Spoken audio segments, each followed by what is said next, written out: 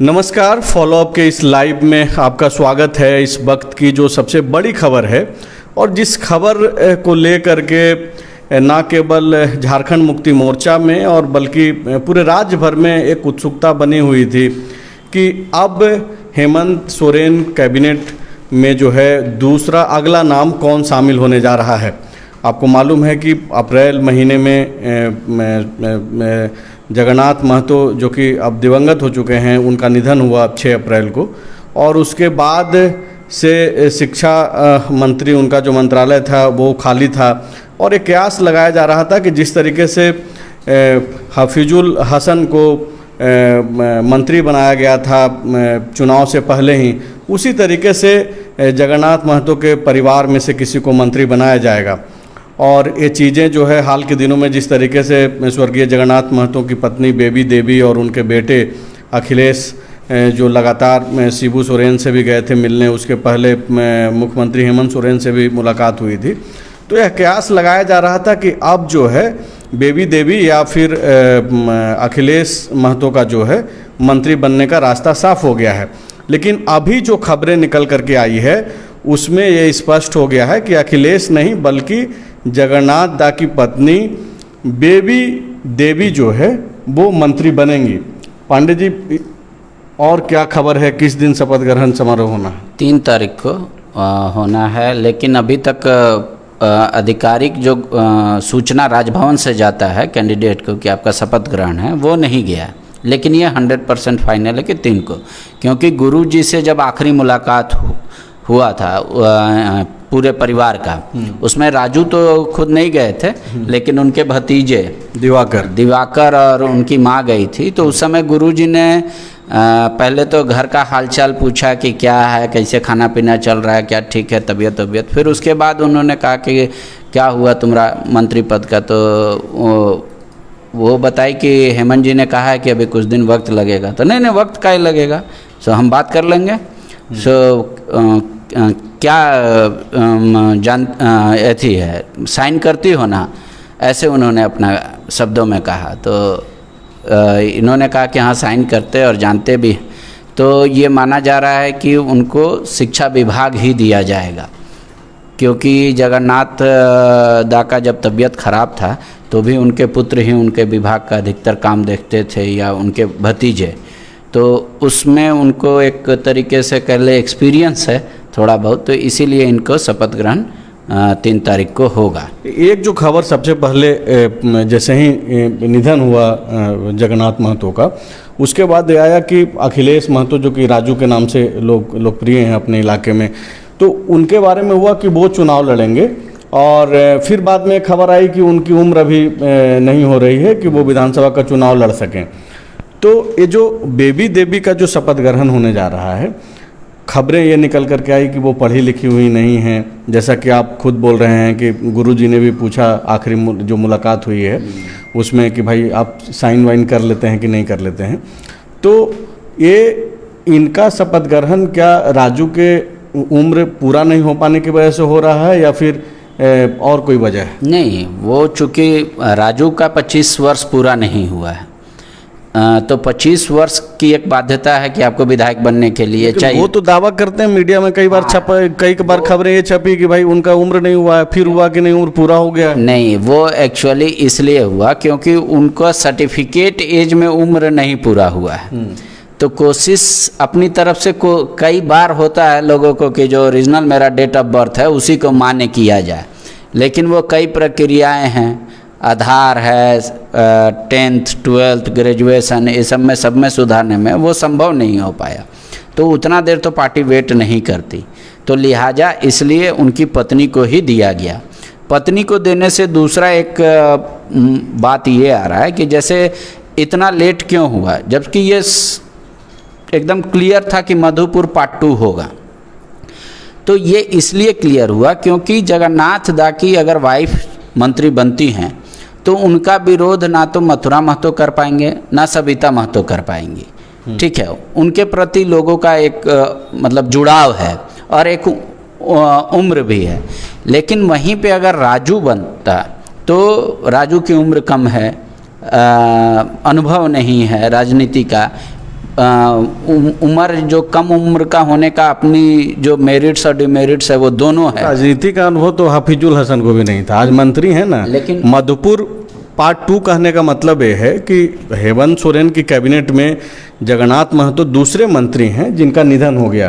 Corona के समय में हाजी हुसैन अंसारी जो कि मधुपुर विधानसभा सीट से जीत करके आते थे, वो मंत्री थे हेमंत कैबिनेट में, उनका निधन हुआ और फिर उनके बेटे को जो है चुनाव से पहले ही मंत्री बना दिया गया और एक मैसेज दिया गया कि भाई आप इनको जिताइए।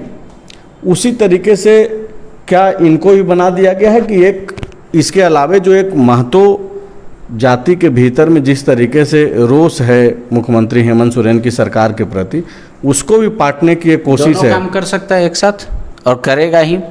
देखिए डुमरी में 2 ब्लॉक, नावाडी में एक तरफा इनका मतलब जगन्नाथ महतो का माना जाता है कि वहाँ से जो भी ईवीएम खुलेगा वो जगन्नाथ महतो का नाम लेके ही खुलेगा। वो आपको याद होगा कि लोकसभा में भी आप देखिएगा तो डुमरी में 81,000 वोट लेके आए थे जगन्नाथ महतो। बाकी वो चुनाव हार गए थे लेकिन अपने विधानसभा में, तो इतना लोकप्रिय उस ब्लॉक में। और वहाँ पे महतो का अभी सरकार के खिलाफ चल रहा आंदोलन, मतलब ये इस तरीके से कह ले, उसको ऐसा दिखाया जा रहा है, बताया जा रहा है, हालांकि छात्र कर रहे हैं लेकिन एग्रेशन है। तो क्या सिर्फ उसका खामियाजा पार्टी इसलिए भुगते कि जेएमएम से ये कैंडिडेट है इसलिए, वरना तो उनके कोई और रिश्ते तल्ख नहीं है। सबसे रिश्ते हैं जगन्नाथ महतो के, वहाँ के एक एक वोटर एक एक आदमी से। और जिस दिन से जगन्नाथ दा की मौत हुई उसके बाद से उनका बेटा सक्रिय है, किसी के घर में जाना, राजनीतिक बैठकों में जाना, किसी के कार्यक्रम में शरीक होना, वो सारा काम उनका पुत्र संभाल रहा।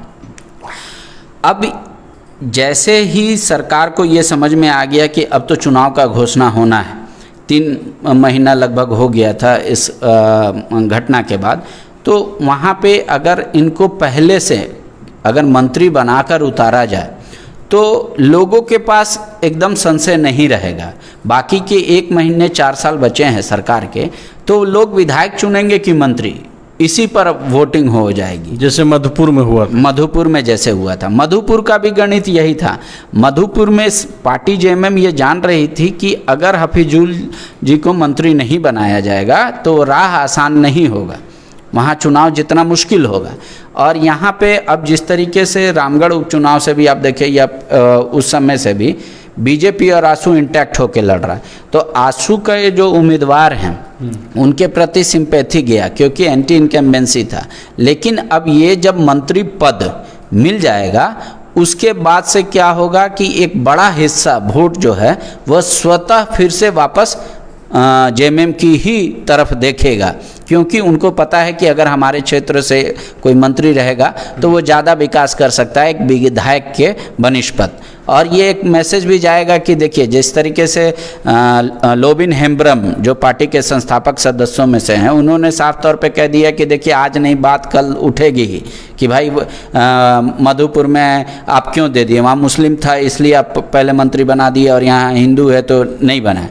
तो ये भी बात पार्टी भली भांति जानती थी और खुद पार्टी के जो कार्यकारी अध्यक्ष है ये भी जानते थे। और बाबा का तो खैर व्यक्तिगत संबंध है जगन्नाथ महतो से। ये तो सारी बातें जगन्नाथ दा के निधन और आज जो ये खबरें आई है उसके बीच तक की है, लेकिन ये स्ट्रेटजी तो जेएमएम ने पहले ही स्पष्ट कर दिया मधुपुर में ये डिसीजन लेकर के। हेमंत सोरेन ने अपने कैबिनेट में जब हफीजुल हसन अंसारी को मौका दिया हाजी हुसैन अंसारी के जगह पे, तो ये लोगों को पहले ही से मालूम था कि डुमरी विधानसभा उपचुनाव के पहले जो है हेमंत सोरेन अपना डिसीजन लेंगे और ये मुख्यमंत्री का अपना अधिकार है कि किसको भाई मंत्री बनाना है नहीं बनाना। ये सब सिर्फ कहने की बातें होती हैं। मुख्यमंत्री सरकार के मुखिया हैं, मुख्यमंत्री का ये कॉन्स्टिट्यूशनल विवेकाधीन अधिकार है। पार्टी में चलेगा किसका, गुरुजी का, बाबा जिसको कहेंगे उसको बनाना होता है, सामान्य तौर पे यही चलता है। अभी हाल फिलहाल में देखिए आप कांग्रेस का डिप्टी सीएम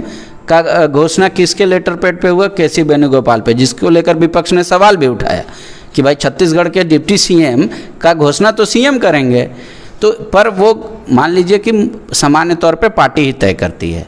इन सब के अलावा एक बात बताते हैं, लेट होने का वजह हेमंत जी खुद नहीं चाहते थे या उधेड़-बुन में इस बात को लेकर थे कि क्या ऐसा करने से एक परिपाटी की शुरुआत तो नहीं हो जाएगी भविष्य में।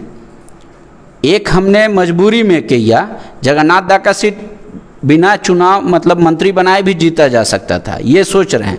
तो क्या ये बिना किए लड़ सकते थे? क्योंकि अब 2 बार का अगर इस तरीके का हो गया, ईश्वर ना करे अगर भविष्य में कभी भी ऐसी परिस्थितियां जेएमएम की सरकार में उत्पन्न हुई तो फिर इन दोनों का उदाहरण दिया जाएगा, जैसे आज हम लोग मधुपुर का उदाहरण दे रहे हैं। यही तर्क पेश किया, इसी उधेड़-बुन में थे।